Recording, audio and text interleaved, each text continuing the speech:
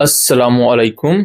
Welcome to Imrad. आज की video में हम दो टॉपिक्स को डिस्कस करने जा रहे हैं। पहला टॉपिक तो हमारा ये है कि पाकिस्तान की तरफ से एक मिसाइल टेस्ट अनाउंस किया गया है अरेबियन सी में। सोमियानी रेंज से इसको फायर किया जाएगा और इस मिसाइल टेस्ट को लेकर इसकी डिटेल्स पर बात करेंगे। फिर उसके बाद जो दूसरा टॉपिक है वो ईरान यूएस टॉक्स को लेकर है, जो इस्लामाबाद में हुई और रिसेंट रिपोर्ट्स ये क्लेम कर रही हैं कि ये टॉक्स फेल हो चुकी हैं। नैरेटिव अब कुछ यूं क्रिएट किया जा रहा है इंडियन और अफगान मीडिया की तरफ से कि पाकिस्तान ने जो अपने फाइटर जेट्स सऊदी अरब में भेजे हैं वो असल में ईरान के खिलाफ लड़ने के लिए भेजे हैं। तो इस पूरे नैरेटिव को हम समझने की कोशिश करेंगे और ये भी समझेंगे कि क्या इस्लामाबाद टॉक्स फेल हो चुकी हैं या नहीं। अगर हम पहले टॉपिक पर आ जाएं तो पाकिस्तान नेवी की तरफ से एक नोटैम जारी किया गया है और ये नोटैम एटलीस्ट 700 किलोमीटर इसकी लेंथ है। मतलब ये पाकिस्तान के सरक्रीक के एरिया से लेकर आगे जीवानी ग्वादर तक का नोटैम है, जिसकी जो टोटल लेंथ है वो 700 किलोमीटर बनती है। यहाँ जो टाइमलाइन दी गई है वो 14 से 15 अप्रैल की है, यानी कि 14 से 15 अप्रैल के दरमियान पाकिस्तान नेवी कोई मिसाइल टेस्ट करेगी। ये किस किस्म का मिसाइल टेस्ट होगा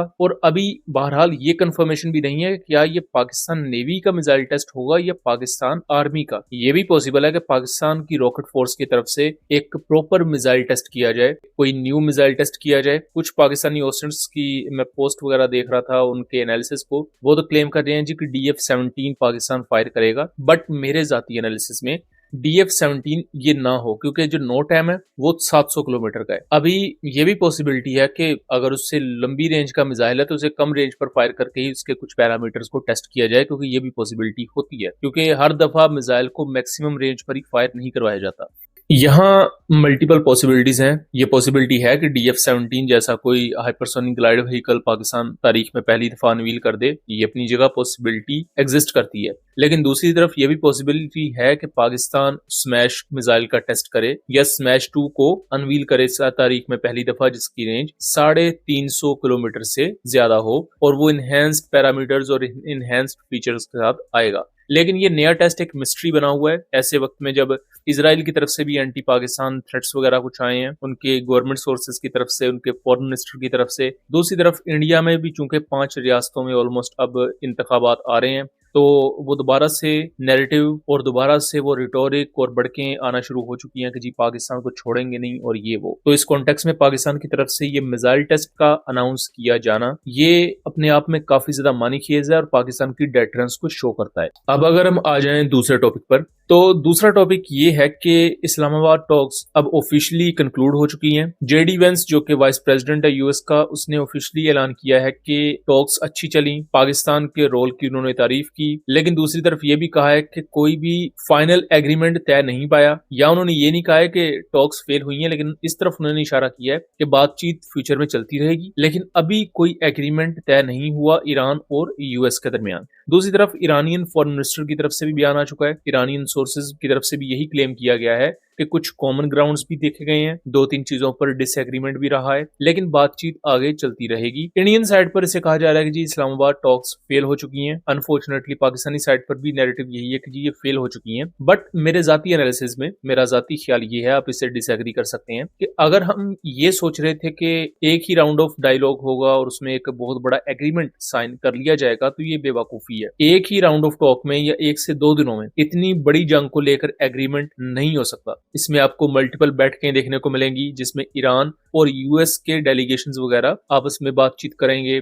कुछ बातचीत बिहाइंड द डोर भी होगी, कुछ पब्लिक के सामने होगी, ये तमाम चीजें चलेंगी। उसके बाद हम एक्सपेक्ट कर सकते हैं कि कोई एग्रीमेंट यूएस और ईरान के दरमियान हो। इसको इस चीज से भी लिंक किया जा रहा है कि पाकिस्तान ने जो अपने फाइटर जेट्स सऊदी अरब में भेजे हैं और 13,000 मिलिट्री पर्सनल भेजे हैं, वो असल में ईरान से लड़ने के लिए सऊदी अरब में भेजे गए हैं। हालांकि उसका इन डायलॉग से कोई भी ताल्लुक नहीं है और कॉमन सेंस की बात है ऐसे नैरेटिव फैलाने वालों के लिए कि अगर पाकिस्तान इतना ओपनली ईरान के खिलाफ होता तो कॉमन सेंस की बात है कि ईरान कभी भी इस्लामाबाद में आके ये टॉक्स कंडक्ट ना करता, कभी भी पाकिस्तान की वो तारीफ ना करता, पाकिस्तान की डिप्लोमेटिक एफर्ट्स की। बट ईरान ओपनली ये चीज कर रहा है और ईरान को पता है और इवन ईरानियंस को पता है कि पाकिस्तान ने उनकी किस तरह मदद की है। कुछ इमदाद इस तरह की होती है जो पब्लिकली करते हैं, कुछ बिहाइंड द कर्टन रह के मदद की जाती है। सो ये ईरान को पता है।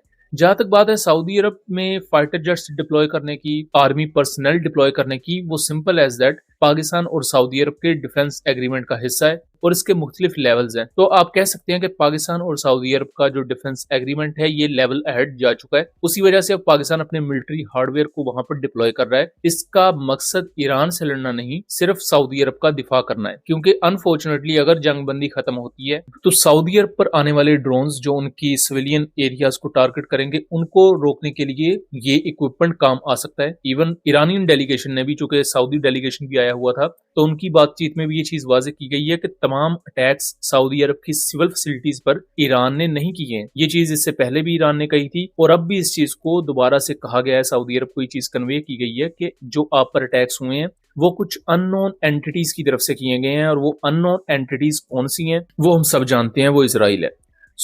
ये वो सारी सिचुएशन है जो इस वक्त ऑनगोइंग है। इस पर जैसी मजीद डिटेल्स आएंगी हम उस पर भी आपको आगाह रखेंगे। उम्मीद करता हूं कि चीजें क्लियर रही होंगी। वीडियो पसंद आई हो तो इसे ज्यादा से ज्यादा शेयर कीजिएगा ताकि इस तरह की मजीद इंफॉर्मेटिव वीडियोस हम आपके लिए लेकर आ सकें। मिलेंगे अगली वीडियो में, तब तक के लिए अल्लाह हाफिज।